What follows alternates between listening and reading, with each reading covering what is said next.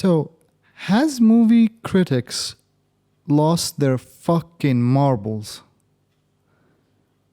That's a serious question. Like, what the fuck is going on recently? I mean, honestly, it's been going for the past 10, maybe more, even 15 years. But like, I just feel like, you know, some of the old critics just got too old and they just don't understand modern movies, and most of the young critics are just fucking paid. Like, literally, it just doesn't make sense. I watched recently French Dispatch, the latest Wes Anderson movie. And I think it's one of the best movies ever made, period. It's literally a masterpiece, a modern masterpiece in cinema and storytelling and cinematography and sets and acting. The whole thing was a masterpiece. All right. Gets a 75% on Rotten Tomato. And then Avengers Endgame gets a 95%.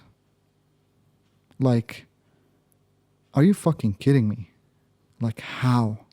How? In which standard? In which way? Who the fuck writes these things? I don't know. I just feel this whole... I've always kind of hated critics. I mean, like, is it even a job to be a critic? To never do art in your whole life? And just to look at art and like, I have opinions. I don't know. Like, if these motherfuckers put themselves in the artist's shoes, maybe they're gonna change their mind about some shit. But I don't know. I just feel like most critics these days are just paid. There is no way those scores... I used to actually, sadly, maybe 10 years ago, care about movie scores. Now I just look at them just to fucking laugh most of the time. I just judge by myself, and because of that, I sadly end up watching a lot of shitty movies here and there. But yeah, once in a while, like, it's still, sadly, it's a psychological thing. It still plays a role in your decision making to watch the movie or not. You know, I try not to see reviews or critics' opinions before I watch the movie. I always see it after, just to see, like, 'cause sometimes I watch a movie and I'm like, this is fucking brilliant, and I go see the score, and it's like, what the fuck.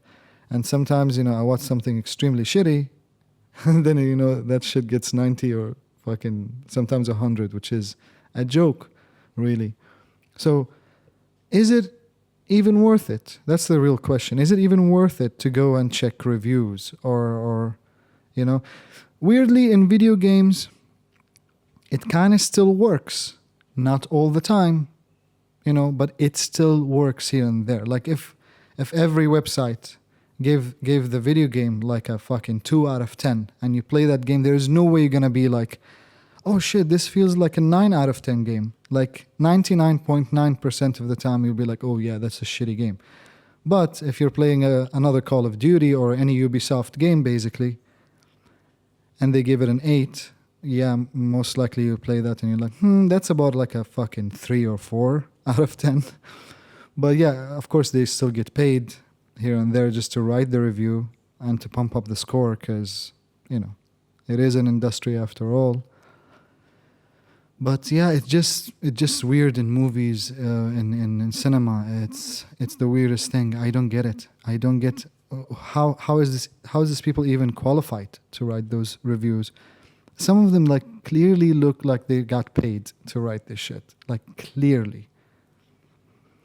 But yeah, I say judge for yourself. Watch maybe the trailer a little bit. If sometimes I don't even watch the trailer. I just I know a producer here and there. I know an actor here and there, and I know what type of casting, what type of director, all that kind, like the type of things they do, and then I'm like, okay, this might be good, or because sometimes trailers also ruin a movie.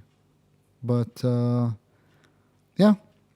Try to judge for yourself. Don't trust the critics. They don't know shit. They kind of never did that much, but now it's just a fucking circus. So don't.